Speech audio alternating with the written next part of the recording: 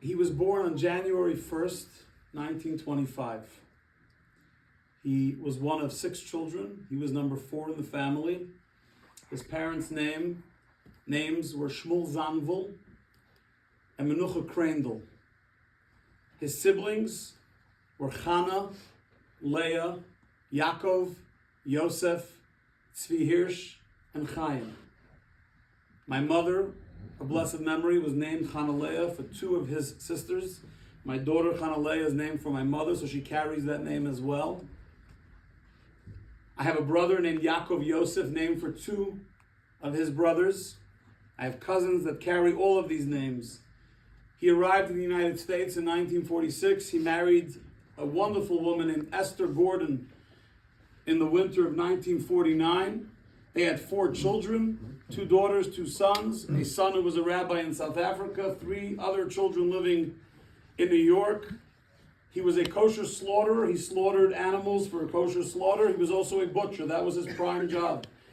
If anyone knows Brooklyn, New York, Coney, well, I don't expect many in Whitehall to know Brooklyn, New York really well, but in case you do, Coney Island Avenue between J and K, there was an old sign that said Simon Goldman's Butcher Shop.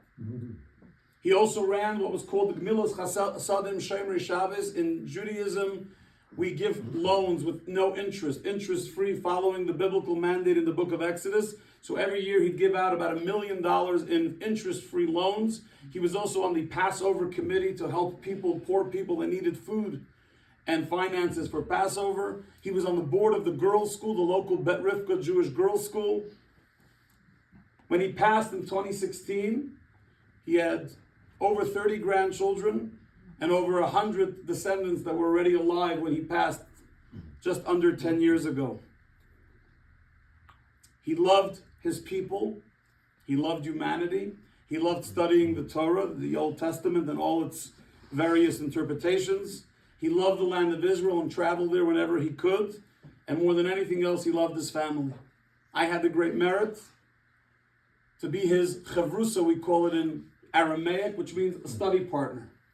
Every Saturday morning, I'd walk down Albany Avenue from my home, about 4.5 blocks to his home. I'd knock on the door because we don't use the doorbell on the Sabbath. I'd scream through the mailbox on the door, the hole for the mail slot.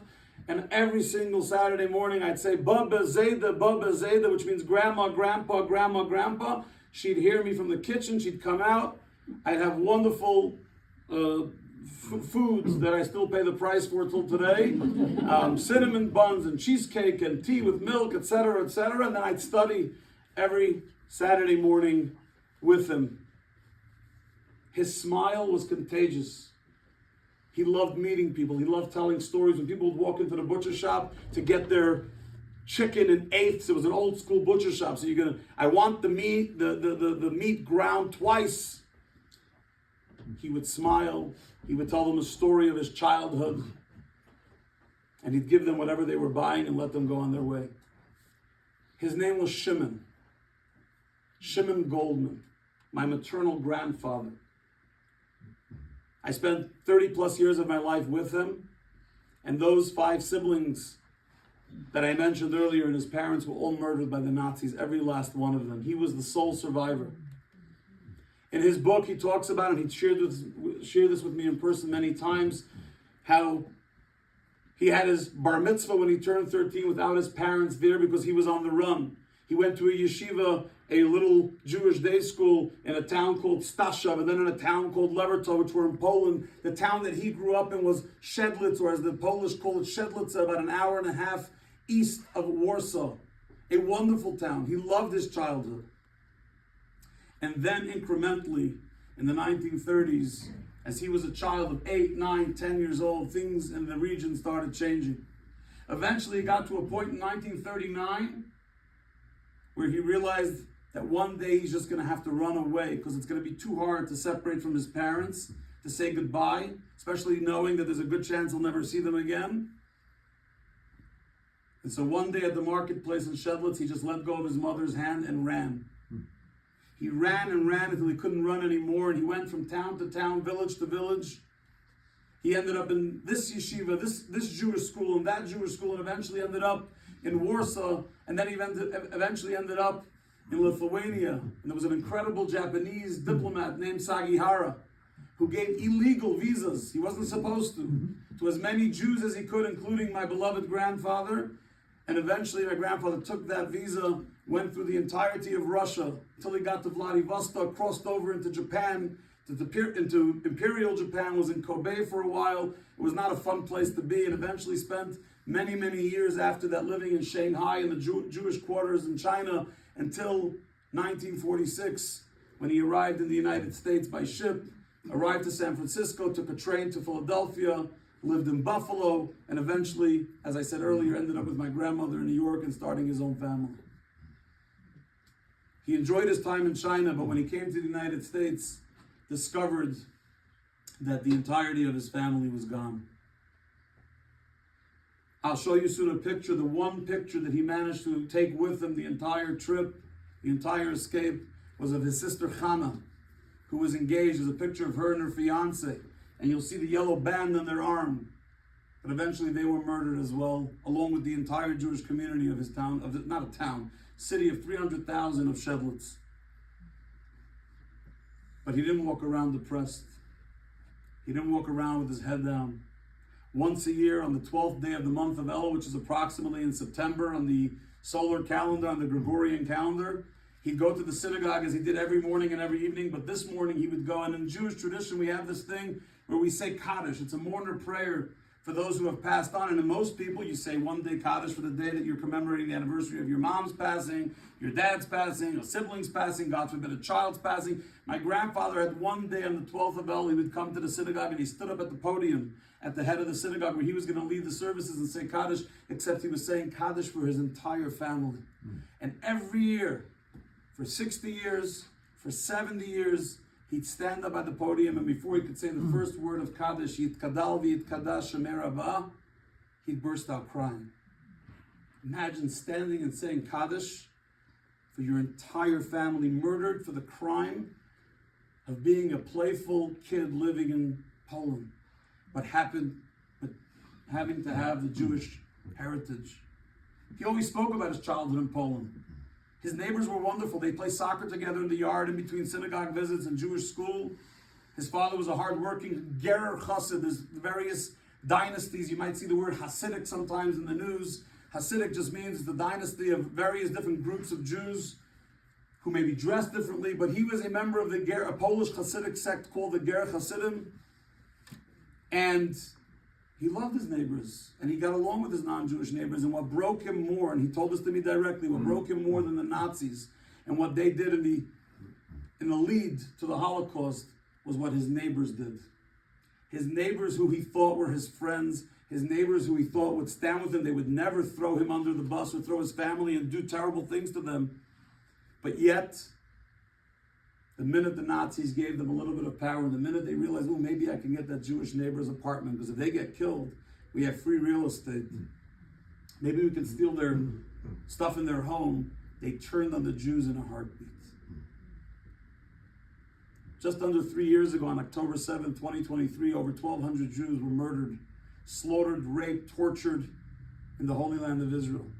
And no matter where you stand on the political dial, murder and torture of Jews for being Jews is never an acceptable thing. Yet we woke up on October 8th, even right here in Montana, as Jeannie said, and suddenly there were voices that were justifying it. Maybe the victims are really the reason for why they were victimized. And suddenly voices kept growing on college campuses, blaming the Jews for being victimized by those who want to harm us. We knew the truth, and we still do, because we've been through this for 4,000 years, since the days of Abraham and Sarah, through the days of Moses and the Exodus of Egypt, which we're celebrating right now during Passover. We're used to it, except not my generation. I was born in New York City in 1981. President Reagan, I think, was just elected at the time. I lived through Reagan and Bush and Clinton and Bush and another Bush and Obama and Biden and Trump. I lived through, right, there was a lot of them. I never thought I always told people, nah, come on, it's America. This is America, the land of the free and the home of the brave. This is a land of kindness, and it is. It's an incredible country of kindness. You're not going to hear me throw America under the bus. I love this country, I adore this country, I embrace this country. Unlike many of those kids on the college campuses who despise everything this country stands for. But I'm also Jewish. And I'm inherently connected to my people around the world. I'm inherently connected to the land of Israel. And you're never going to hear me apologizing for that. And yet I woke up on October 8th and I'm like, wow, it ain't the America I knew. Sure, millions and tens of millions of Americans stand with us.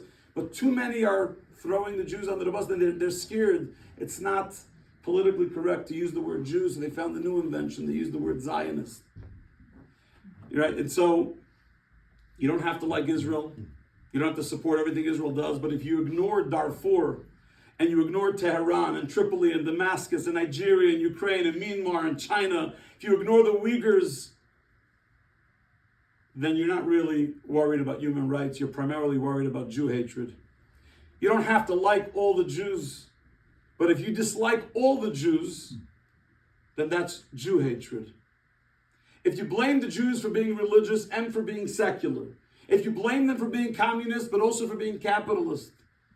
If you blame the Jews because they have too much money and they own the banks, but that they're also leeching off the government money. If you blame the Jews for your own failures because you didn't succeed in life and you met a Jew that did.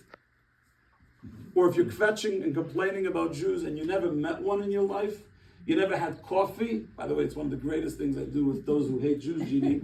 You should use it as a recommendation. If you meet someone that says, hey, I don't like Jews, let's have a cup of coffee. They run. They're scared. They know that if they actually have a face-to-face conversation, they will be forced to realize that everything they're spewing isn't true. And even if they have some issues that they don't like or they don't stand with politically or otherwise, we are a good people that wake up every day joyous to serve our Creator, serve our fellow human being, and make this world a better place. And now hatred is toxic. My grandfather saw it back then. He saw it occasionally pop up in the United States.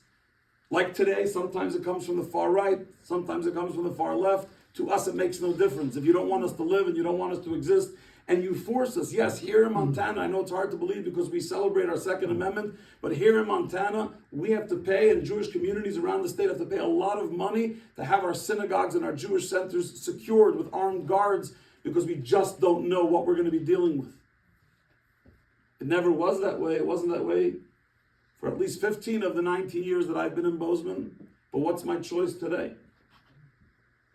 And we can change that. One Jeannie, one library, one Connie, one community at a time. We educate our children, we educate our teenagers, and we educate ourselves to understand Jews aren't perfect. We never claim to be. We're just like everyone else. We have our ups, we have our downs, we have our good days and our bad days. But if all your problems are blamed on the Jews, then the Jews are not the problem. Something in your heart may be the problem. What kind of country do we want to live in? I ask myself that every day. I'm raising 5 children in Bozeman, ages 21 through 8, my youngest with us here. Do we want a country that's obsessed with hatred of one group or another? And do you think that if they finish with the Jews, they're just going to stop with the Jews? I have bad mechanics. I have contractors that do great jobs. I have cashiers that are grumpy. I never said, oh, there's a Christian cashier who's having a bad day. I never thought of it in those terms. Even when they have a cross on them, doesn't come to my mind. I never said, oh, that Buddhist mechanic or the Mormon contractor, that Muslim Uber driver, never. And yet if one Jew looks at you the wrong way, it's not just that person having a bad day, it's all of the Jews. And so lumping us into a group is where it all starts. And as you'll see in the exhibit, it didn't start in 1940, it didn't start in 1939, it started way before when we allowed the noise to take over. Today we have a new invention called podcasts. Everyone living in their grandmother's basement who never had a job buys a microphone for $9.99 on Amazon. They have a microphone, they get on YouTube, and then they have followers, a bunch of sheep who don't ask, who gave you the credentials to talk about what you're talking about? But I have a microphone, so go ahead and yap away. And what a better thing to do. When you talk hate, it's attractive. Gossip is attractive. If someone talks about fluffy unicorns, a couple of kids will watch it. You talk about how the Jews own the banks. Personally, I wish I owned the bank. Personally, I wish that Rothschild, whoever that is that they blame, I wish I knew him. I wish all of them, Rothschild, George Soros, I wish they all gave my synagogue money. I could use it. Meanwhile, every banker in Bozeman knows that the rabbi runs a synagogue and it's paycheck to paycheck and he has better days and not such good days. It's part of the way of life. But my Zayda taught me every day to wake up and not listen to the noise. My Zayda woke up and every day he cherished life because he knew what the opposite looked like. He wanted to live life not just for himself, but for all his relatives, his loved ones who never made it out, who never ended up getting married, just getting engaged. In 89 or 90, when he found out, after 50 years after the war, he found out that he has a cousin, Yidel Shamir was his name. And that somehow, I was too young to know how he found out, but he found out that he had survived and that he was in Israel. My grandfather asked one of the relatives to take over the butcher shop, and the next week he was on a plane to Israel to meet his long-lost cousin. He had one cousin. We are a joyous people. We celebrate the new year of Rosh Hashanah by blowing a ram's horn, a shofar. We have our Day of Atonement on Yom Kippur. We fast. We don't bother anyone. We go into our synagogue and we fast. We sit in a booth every year for 8 days to commemorate God's protection of the Jewish people in the desert, in the Sinai desert. We celebrate Hanukkah eating latkes and playing dreidel. And don't tell me you don't know dreidel. Dreidel, everyone knows dreidel, even if you live in Whitehall. We have Purim with great libations. We have Passover right now, celebrating and reliving the Exodus from Egypt. We have in a couple weeks, we're going to have the holiday of Shavuos, where we commemorate the giving of the Torah at Sinai, the Old Testament at Sinai. We are a people that loves life and love humanity, and we want nothing more than getting along with everyone around us and being kind to each other, to our neighbors, and we want it reciprocated. What you're going to see in the Anne Frank exhibit, my family and I traveled to the Netherlands this summer. What you're going to see in this story is what happens when a society forgets their humanity. People like saying the Nazis were monsters or that Hamas terrorists are monsters. It's the biggest mistake we make. They're not monsters. They're human beings that have been brainwashed to think that it's a good thing to do. And once we remember that they're human beings, we're like, whoa, we must ensure that our communities, small or large, are educated and that our children are not. What are your children listening to? What podcasts are they listening to? Have some idea so you can counter some of the garbage that's being spewed. Each of us in this room, and whoever you're going to share this with, has the ability to be a beacon of light. Not just for Whitehall, not just for Jefferson County, not just for the state of Montana, but for the world. There's one woman, Jeannie, who decided to do good things for the world, and look what she's accomplishing, not just in Whitehall, but around the state, together with people like Connie. Each of us can be that beacon of light, that ambassador of goodness. It doesn't cost money to smile and be kind. It doesn't take extra effort to show some gratitude and goodness in this world. In Judaism, we are taught that there are 7 no-hide laws that are universal. Imagine if the whole world followed these 7 laws. Do not murder, do not steal, do not worship false gods, do not be sexually immoral. I get in trouble with that one, but sure. Do not eat a limb. In other words, don't treat an animal, don't be cruel to animals. Don't curse God, blasphemy, and last, set up court systems where offenders are brought to justice and that there's some kind of a healthy court system. That's all we want to see in the world. A world of civility, a world of kindness, where neighbors can grab a cup of coffee and even some non-kosher for Passover treats. So you went out of your way to get Passover. As Golda Meir, the famed Prime Minister of Israel, to paraphrase what she said, the Jews would rather be alive and disliked than dead and popular. And so we don't want the world's sympathy. We don't want the world's condolences. We want the world to shine brightly with goodness and kindness and allow every minority and every human being to live their life freely, happily, to worship as they see fit, to not worship as they see fit, but with kindness, humility, and gratitude. And with that, I thank you all for being here and for being those incredible ambassadors. I am going to pass out. I don't have enough for everyone, but I figure if it gets around, this is a picture. This is myself and my younger brother with my grandfather, and that's a picture of his sister Chana and her fiance. We don't know her fiance's name. My grandfather never remembered it. But you see on their arms, they have the yellow bands with the star, which you'll see in the exhibit as well. That was the only this is the only picture my grandfather managed to get out. How do you want to pass around? Just pass a few of them around so